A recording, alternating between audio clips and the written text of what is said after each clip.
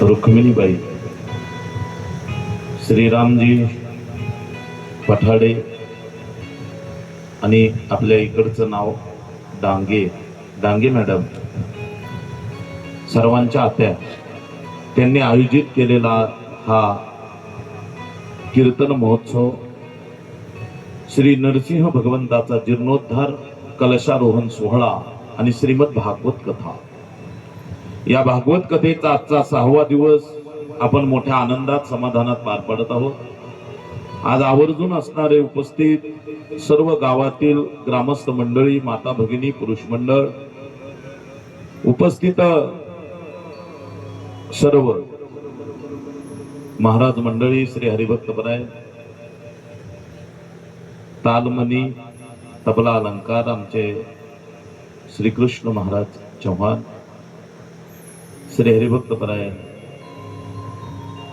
ऍक्टोपॅड वादक उपस्थित असणारे विशालजी महाराज गाभूड, श्री हरिभक्तपरायण गायनाचार्य भजन सम्राट अनिरुद्धजी महाराज जायकर, श्री हरिभक्तपरायण गायनाचार्य, सुंदर सुमधुर आवाज ज्यांचा असे अर्जुनजी महाराज भांगर महाराजांची उपस्थिती, या सगळ्यांना साऊंड सर्व्हिस देणारी साऊंड व्यवस्था,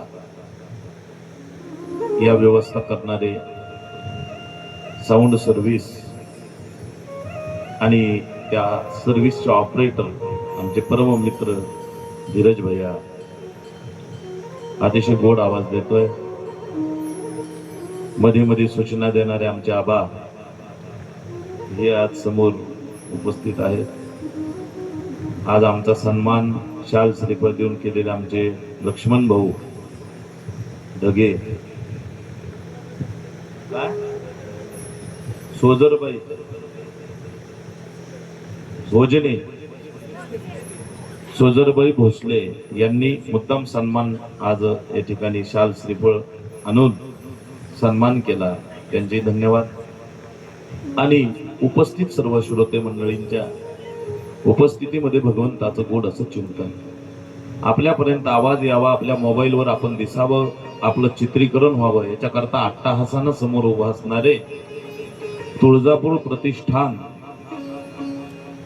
यूट्यूब चॅनल, त्याचे सर्वे सर्वा आणि आपल्या सुंदर अशा आवाज आपल्यापर्यंत पोहोचवणारे बाळासाहेबजी डांगे, त्यांची असणारी उपस्थिती, आज आमच्या गावाकडील आमचे परम मित्र इकडं लातूर जवळ सर्व्हिसला आहेत ते असे वाल्मिकी भाऊ, आज उर्फ बाबूराव मामा, आज त्यांची उपस्थिती आहे. आमच्या श्री क्षेत्र गोंदी येथील ते आमचे मित्र आहेत वाल्मिकी भाऊ वाघमोडे, बरोबर ना, आमच्या मामांची उपस्थिती आहे, त्यांच्या सोबत आलेले इथलचेच आपले रहिवासी, त्यांची उपस्थिती, म्हणजे आपल्या परिसरातील. आज आपल्याला झालेला वेळ आणि आपण कथेची सुरुवात मोठ्या आनंदात समाधानात करत आहोत.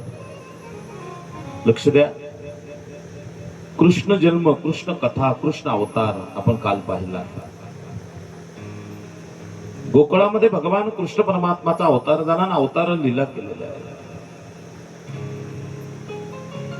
गोकुळामध्ये एकच आनंद आहे, कंसाला धाक पडलेला आहे. गोकुळ या शब्दाचा अर्थ काय, आधी गोकुळ समजून घ्या, कथा सांगतो. गो म्हणजे इंद्रिय, कुळ म्हणजे राहण्याचं ठिकाण, ह्या इंद्रियाला राहण्याचं ठिकाण म्हणजे गोकुळ आहे. म्हणून आमच्या गुरुजनानं जे सांगितलं, माझे वडील विद्यागुरु वैकुंठवासी दिलीप महाराज गोंदीकर महाराजांची कृपा, एक महाराष्ट्रातील ख्यातनाम कीर्तनकार, आमचे परम स्नेही मार्गदर्शक रामायणाचार्य राजेंद्रजी महाराज वाघमारे महाराजांच्या आणि त्या आमच्या वडिलांच्या ज्या चर्चेतून काही विषय बाहेर पडले, त्या विषयापैकी हा एक विषय, गोकुळ म्हणजे काय. तो गो नाम इंद्रिय, कुळ म्हणजे राहण्याचं ठिकाण. या इंद्रियाला राहण्याचं ठिकाण म्हणजे त्याचं नाव गोकुळ आहे. आपलं शरीर म्हणजे गोकुळ आहे. आणि या शरीरामध्ये ऐका,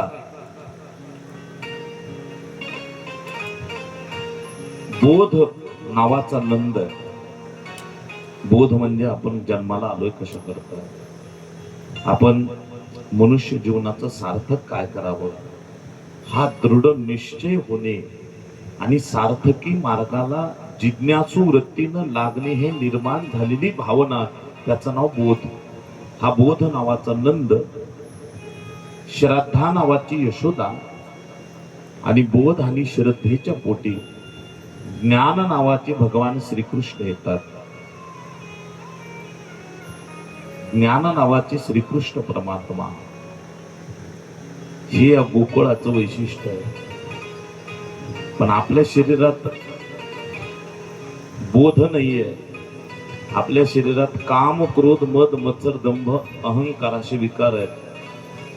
क्रोध नावाचा कंस आहे आणि त्याची सगळी सवंगडी आहे. आणि त्याच्यामुळे ही गोकुळ नव्हतं, आपलं शरीर मथुरा बनलं.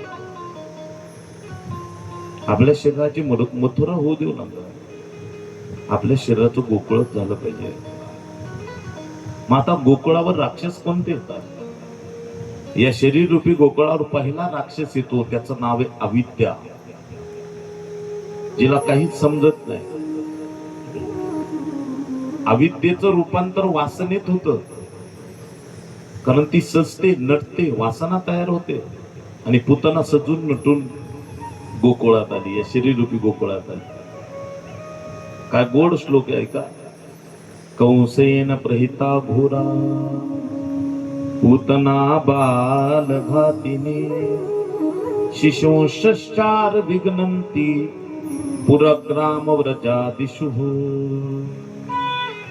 15 दिवसाच्या आत जेवढे लेकर जन्माला आले, त्या लेकराला मारीत मारीत मारीत पुतना घेऊन आली.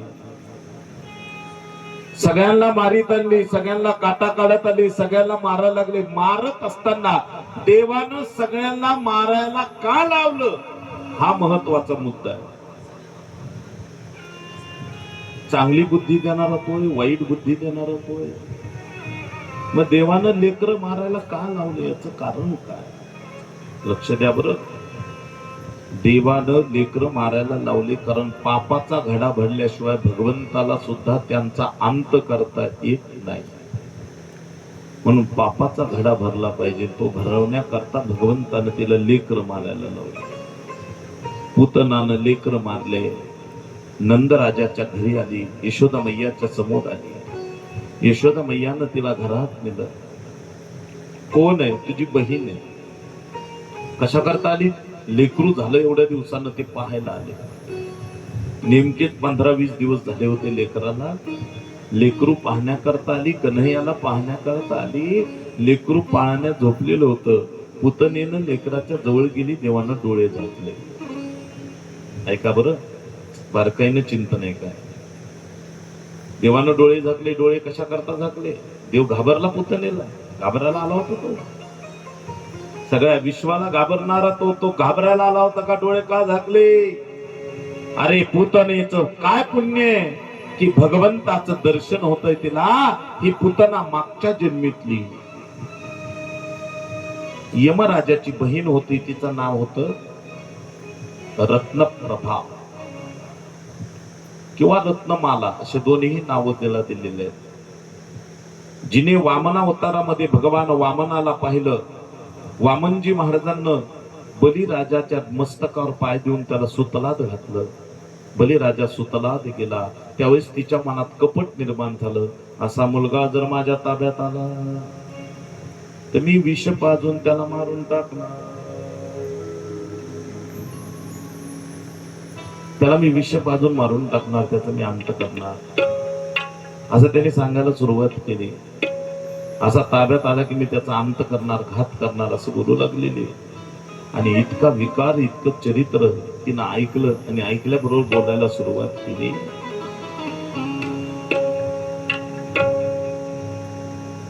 कृष्ण जन्मामध्ये तुझी इच्छा पूर्ण होईल.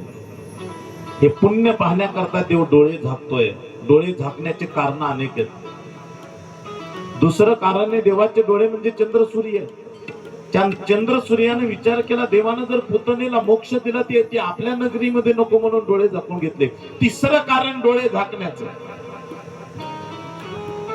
लहान लेकराची हत्या करणाऱ्याचं तोंड आपल्या डोळ्यानं पाहू नये असं शास्त्र सांगतं. पुतना ही बालघातिनी होती म्हणून डोळे झाकले.